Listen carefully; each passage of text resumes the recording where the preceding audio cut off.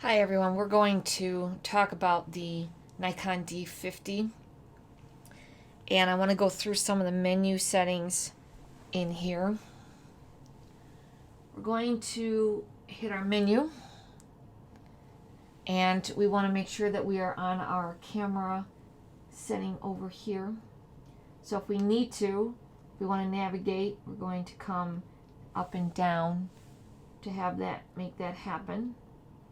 But what I want to do is stay in the camera side and go over a few things. So we're going to come to the right and we're going to go all the way up.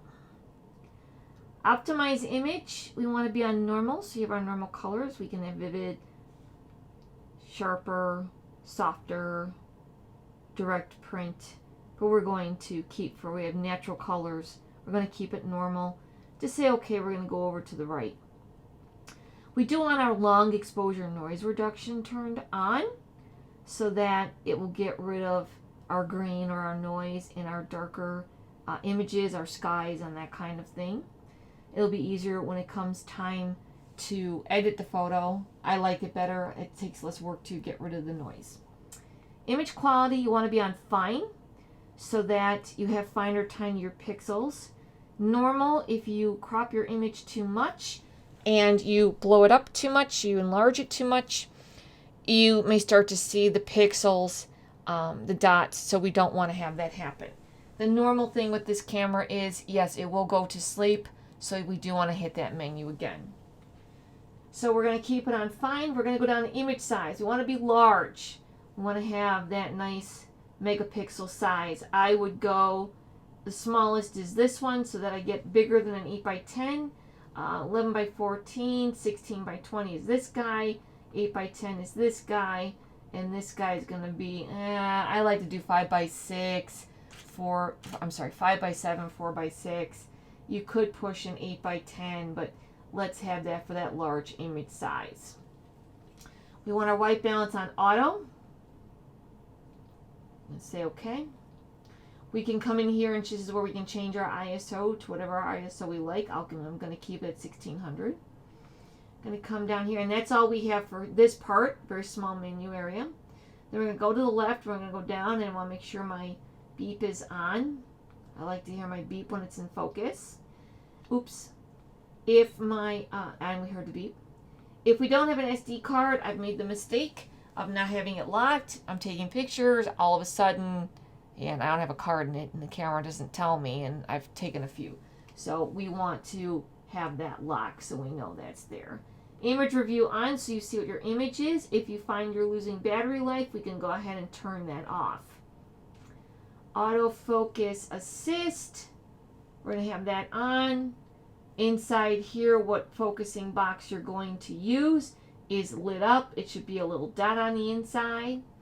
Auto ISO, we want to turn that off like we talked about in the previous video so the camera does not override it.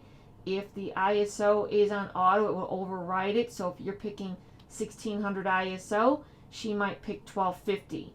It's not going to give you maybe the optimum that you need to be at. Monitor off.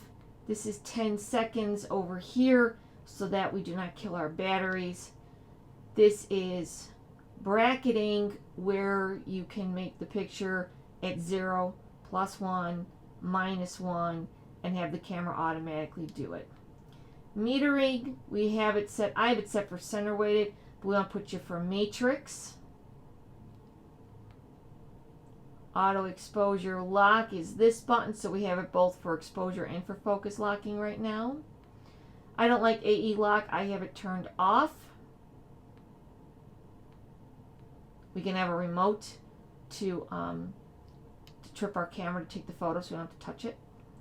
And let's have a look over here. Okay.